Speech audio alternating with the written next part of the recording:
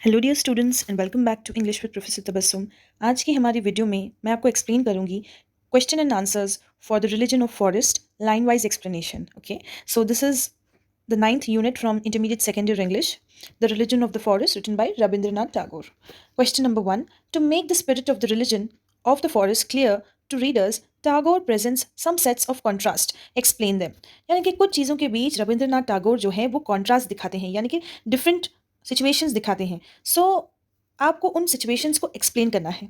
The religion of the forest given as an essay is an except from Rabindranath Tagore's original English composition creative unity 1922। यानी कि ये रविंद्रनाथ टैगोर का लिखा हुआ एक इंग्लिश कॉम्पोजिशन है जिसका नाम है क्रिएटिव यूनिटी, और वहाँ से ये लेसन जो है रिलीजन ऑफ द फॉरेस्ट लिया गया है। ओके, सो ये 1922 का ऐसे है।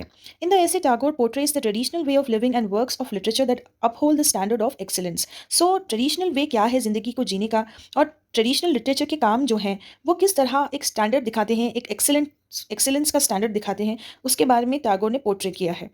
He illustrates many sets of binaries. Binaries means two things. To emphasize his viewpoint. अपने व्यू पॉइंट को समझाने के लिए उन्होंने दो दो एग्जाम्पल्स दिए हैं, दो दो अलग अलग व्यू पॉइंट्स को रखते हुए। Indians primarily lived in forest. They absorbed the idea of peaceful coexistence from nature. On the other hand, the majority of Northmen were seafarers. यानी कि जो इंडियंस थे उन्हें नेचर से बहुत ज़्यादा लगाव था और वो नेचर को अपना फ्रेंड मानते थे। ओके, एंड नेचर जो है वो उन्हें सुकून पहुंचाता था, तो वो नेचर से कनेक्टेड फील करते थे। दूसरी तरफ जो नॉर्थमैन थे यानी कि पीपल फ्रॉम आइसलैंड, वो सी फेरर्स थे, यानी कि वो सेलर्स थे। And their guiding principle was to confront and dominate. वो समझते नहीं थे कि नेचर के साथ उनका कोई रिलेशन हो भी सकता है। वो बस ये सोचते हैं कि नेचर जो समंदर है वो नेचर का एक हिस्सा है और उन्हें उस पर कब्जा करना है, डोमिनेट करना है, उसे कन्फ्रंट करना है। ओके, तो ये totally different point of view हो गया, एक इंडियन पॉइंट ऑफ व्यू और एक European point of view, right.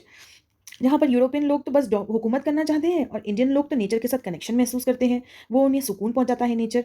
Other sets of competing view points in the essay include materialism versus spiritualism. So पहला कॉन्ट्रास्ट क्या है, मटीरियलिज्म वर्सेस स्पिरिचुअलिज्म। मटीरियलिज्म जो European way है और स्पिरिचुअलिज्म जो Indians महसूस करते हैं नेचर के साथ। The old versus the new, eastern versus western perspective, यानी कि ईस्टर्न सोचने का तरीका और वेस्टर्न सोचने का तरीका। And the most important and the importance of nature in Indian and western literature. यानी कि इंडियन लिटरेचर में कितना ज़्यादा नेचर इंपॉर्टेंट है और वेस्टर्न लिटरेचर में बिल्कुल भी इंपॉर्टेंस नहीं दी जाती है नेचर को। कहीं आपको कभी एक झाड़ नजर आ जाएगा या फिर थोड़ा बहुत नेचर बाय मिस्टेकली आपको वेस्टर्न लिटरेचर में नजर आ जाएगा, लेकिन हमारे जो इंडियन ड्रामाज है उसमें आपको लगातार नेचर का माइनर माइनर से माइनर चीज़ भी आपको दिखाई देती है। Okay, so Indians feel calmness and soothe, the nature soothes the Indians basically. So Tagore analyses the benefits and drawbacks of each position in an unbiased way. यानी कि दोनों भी जो रास्ते हैं, जो सोचने के तरीके हैं, वेस्टर्न भी इंडियन भी, ओके, तो वो दोनों भी रास्तों को एक्सप्लेन करते हैं इन एन अनबायस्ड वे, बिना जज किए। Okay, he nevertheless advises the readers to make wise decisions. तो वो बस इतना ही चाहते हैं अपने रीडर्स से कि वो सब जो है वाइज फैसले ले, वाइज डिसीजंस ले। Okay, so these were the contrast which Tagore has presented in The Religion of the Forest. Question number 2. This aspect of truth cannot be ignored. It has to be known and mastered. What is the aspect of truth according to Tagore? Who has mastered it? यानी कि सच्चाई जो है वो छुप नहीं सकती, उसे हम इग्नोर नहीं कर सकते। और कौन वो लोग हैं जिन्होंने कुछ चीज़ों पर हुकूमत कर ली है, मास्टर कर लिया है उस आर्ट को। So let's see what he has explain in the essay. An essay by Rabindranath Tagore entitled The Religion of the Forest was adapted from his original English composition Creative Unity 1922.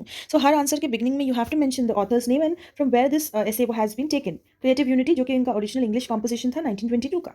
So answer is the Northmen, actually it should be Northmen, okay, however did not distinguish between man and the environment. Men's work and play, daily needs and meditation helped men and the forest build a close working connection. यानी कि हमारा जो Indian perspective है वहाँ पर आदमी और nature को बिल्कुल भी अलग समझा नहीं जाता है। ओके, सो मेन जो वर्क करते हैं, जो खेलते हैं, उनकी जो रोज़ की ज़रूरतें हैं, जो मेडिटेशन है, जो मेन को हेल्प करती है, एंड द फॉरेस्ट जिससे वो बहुत ज़्यादा अपना कनेक्शन महसूस करते हैं।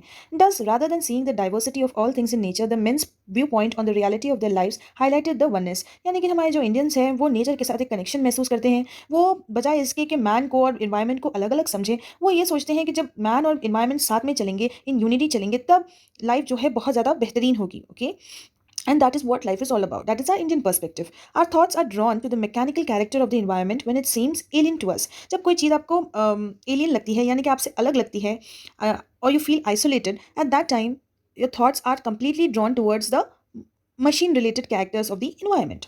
The machine also has a place in the globe. Machine की भी एक जगह है इस दुनिया में. It is possible to program humans to work like machines and create amazing results. यानी कि ये भी पॉसिबल है कि आप आदमियों को मशीनों की तरह काम करवाओ और इसके तो बहुत अच्छे रिजल्ट्स आते हैं, क्योंकि यूरोप में ये चीज़ को मास्टर कर लिया गया है. यूरोप में आदमियों से लाइक अ मशीन काम कराया जाता है और वो बस वेल्थ को हासिल करना चाहते हैं और हर जगह पर हुकूमत करना चाहते हैं.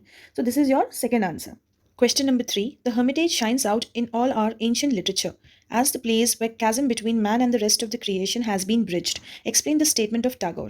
यानी कि हमारा जो एंशियंट इंडियन क्लासिकल लिटरेचर है उसमें हर्मिटेज नज़र आता है, यानी कि वो जगह जहाँ पर हर्मिट्स रहते हैं. अब हर्मिट्स वो लोग हैं जो कि डिपेंड करते हैं और रहते हैं फॉरेस्ट में. ओके, तो ये चीज़ें जो नेचर है वो हमारे एंशियंट लिटरेचर में बहुत ज़्यादा नज़र आता है और वही वो जगह है जहाँ पर मैन और जो रेस्ट ऑफ द क्रिएशन है वो कनेक्ट कर पाती है. Okay, so answer is an excerpt from Rabindranath Tagore's original English composition Creative Unity 1922, The Religion of the Forest, is presented as an essay.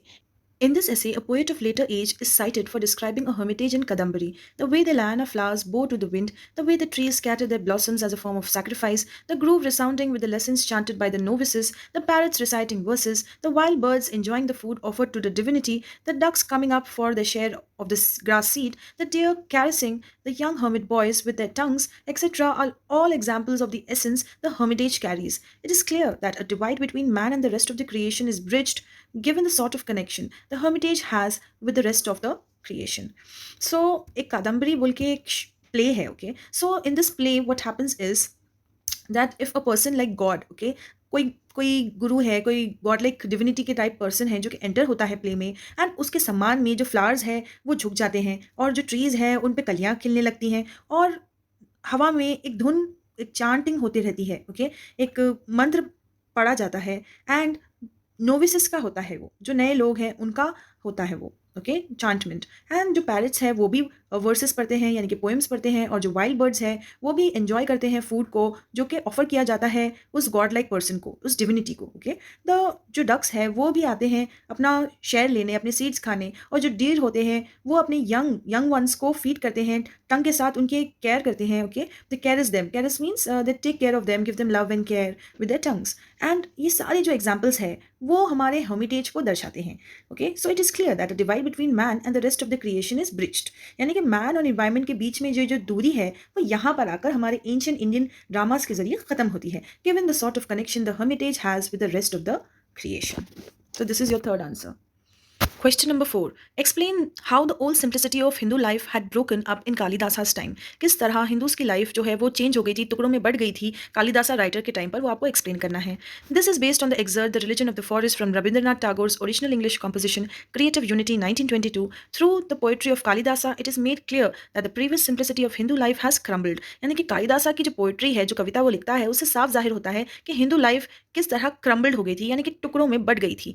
Like a Himalayan avalanche softly drifting to a disaster's void. जिस तरह एक Himalayan avalanche यानी कि large mass of ice वो slowly नीचे की तरफ drift होता है, हैलोनेस की तरफ, ओके, हॉलोनेस की तरफ ड्रिफ्ट होता है, उसी तरह हिंदूज की लाइफ भी चेंज हो गई थी. कालिदासा's poetry holds the voice against the unreality of that period. Kalidasa अपनी पोएम्स के जरिए आवाज़ उठाता है उस अनरियलिटी ऑफ दैट पीरियड के खिलाफ. यानी कि जो हिंदू लाइफ है वो बहुत सिंपल है, वो इंपॉर्टेंस नहीं देते हैं मनी एंड प्लेजर को, लेकिन कालिदासा राइटर के टाइम पर वो मटेरियल चीज़ों को इंपॉर्टेंस देने लगे, वो प्लेजर सीकिंग एपिक्योरेंस बन गए, यानी कि वो लोग जो कि बस मौज मस्ती फन को, बस इन्हीं चीज़ों को इंपॉर्टेंस देते हैं और जिम्मेदारी नाम की तो चीज़ ही नहीं थी उनमें. The rulers disregarded their responsibilities, they had evolved into egoistical epicureans. वो एपिक्योरियंस बन गए थे, उनमें ईगो भी आ गया था और वो जिम्मेदारी भी नहीं निभा रहे थे. तो कालिदासा ने जब ये देखा तो उसने सोचा कि वो अपने पोएम्स के जरिए वार्निंग्स भेजेगा इन किंग्स को और इन्हें सही रास्ते पर लाएगा पहले की तरह. On the other hand, the Scythians were consistently wreaking havoc in India. दूसरी तरफ जो Scythians थे यानी कि यूरोप के रहने वाले लोग और दूसरे मुल्कों के भी, वो सारे लोग जो है इंडिया पर हमले कर रहे थे, इंडिया को लूट रहे थे और they were wreaking havoc यानी कि बहुत बड़ा ग्रेट डिस्ट्रक्शन कर रहे थे. They seem to have attained the pinnacle of civilization, excelling in areas like luxury, literature and arts. और ये जो यूरोपियंस थे वो हर जगह एक्सेल हो रहे थे, हर जगह सक्सेसफुल हो रहे थे, चाहे वो सिविलाइजेशन हो, पैसा हो, दौलत हो, लिटरेचर हो, आर्ट हो. और the poet Kalidasa shows in his poems how the splendor of money and the pleasure fought against the ideal that originated and poured out from the sacred stillness of the forest, and how this desire for the simplicity and purity of India's former period of spiritual effort is depicted. यानी कि कालिदास अपने poems के जरिए दिखा देते हैं कि किस तरह जो खूबसूरती होती है, यानी कि स्प्लेंडर होता है पैसे का, मौज मस्ती का, वो लड़ता है against the ideal of perfection. अब आइडियल ऑफ परफेक्शन वही है सच्चिदानंदा, ओके, जो कि सुकून से आता है, स्टिलनेस से आता है, फॉरेस्ट की। और जो सिंप्लिसिटी है, प्योरिटी है इंडिया की, वो दर्शाई गई है the religion of the forest में। So the true religion of forest क्या है कि हम we live in harmony with the nature. Okay, so that is the true religion of the forest. And if we deviate, अगर हम इस चीज़ से हट जाते हैं तब हमारा डाउनफॉल तो होना ऑब्वियस है, जैसा कि हिमालयन एवलांच गिरता है उसी तरह।